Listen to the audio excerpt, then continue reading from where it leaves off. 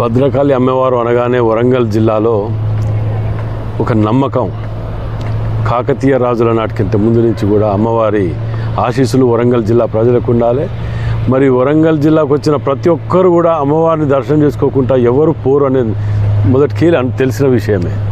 మరి దీన్ని అభివృద్ధి చేయటానికి మేము ఎమ్మెల్యే అయిన తర్వాత మాడ వీధులు చుట్టూ కూడా దీని చుట్టూ కూడా అమ్మవారి చుట్టూ కూడా ఇవాళ మన మంచి డెవలప్మెంట్ తోటి 30 కోట్ల రూపాయలు ముఖ్యమంత్రి రేవంత్ రెడ్డి గారు కేటాయించడం జరిగింది.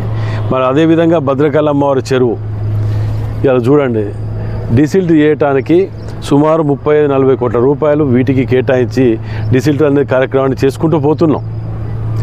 అందులో భాగంగానే మధ్యలో గుట్టలు ఉండే చెరువులలో ఆ గుట్టలను కూడా ఆ గుట్ట ఉన్న వాటికాన్నే ఇంట్లో ఉన్న తోడిన మట్టిని దాని చుట్టూ ఫిల్ చేసి స్మూత్గా చేసి రేపు విదేశాల నుంచి అటువంటి వర్షాకాలంలో వానాకాలం చలికాలంలో పక్షులు వస్తుంటాయి కాబట్టి ఆ పక్షులకు మంచిగా ఉండాలని సోలార్ సిస్టమ్తో కొన్ని లైట్లు పెట్టడము, లేకపోతే అమ్మవారికి అక్కడ ఒక అమ్మవారి విగ్రహాలు దొరికినాయి.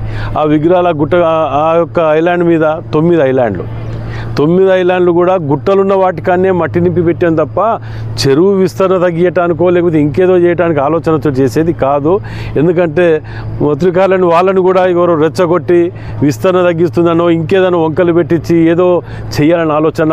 ఎందుకంటే అభివృద్ధి చేస్తా అంటే చూసి ఓర్చుకోలేక ఇలాంటి కార్యక్రమాలు చేస్తుంటారు. మీరు నమ్మకండి, మీకు ఎటువంటి చేపలు పట్టుకునే వాళ్ళకు ఎటువంటి ఇబ్బంది లేకుండా అన్ని తీరా చూసుకునే బాధ్యత నాది. నేను చెప్తున్నా ఈ సుందరీకరణతోటి ఇలా ఉదాహరణ ట్యాంక్ బండ్ చూడండి, ఎక్కడైనా బుద్ధుని విగ్రహం పెట్టే వరకు ట్యాంక్ బండ్ని పట్టించుకునే వాళ్ళు ఉన్నారా?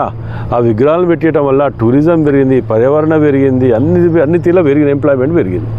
దాన్ని ఈ విధంగా తీర్చిదిద్దటానికి ముఖ్యమంత్రి రేవంత్ రెడ్డి గారు కాంగ్రెస్ ప్రభుత్వము చిత్తశుద్ధితోటి ఇలా మాడవీళ్ళకి చూస్తుంటే రాష్ట్ర ప్రజలకు ఇక్కడికి వచ్చి చూసిన ప్రతి ఒక్కరు అభినందిస్తుంటే కొందరు దీన్ని తప్పుదో పట్టించి రెచ్చగొట్టే విధంగా ఇది చేస్తున్నారు. వాటిని నమ్మకండి, మీరు వచ్చి ఇక్కడ చూడండి, రాండి, మీకు చూపిస్తా. ఎక్కడ కూడా ఏ ఇది లేకుండా ఉంటుంది.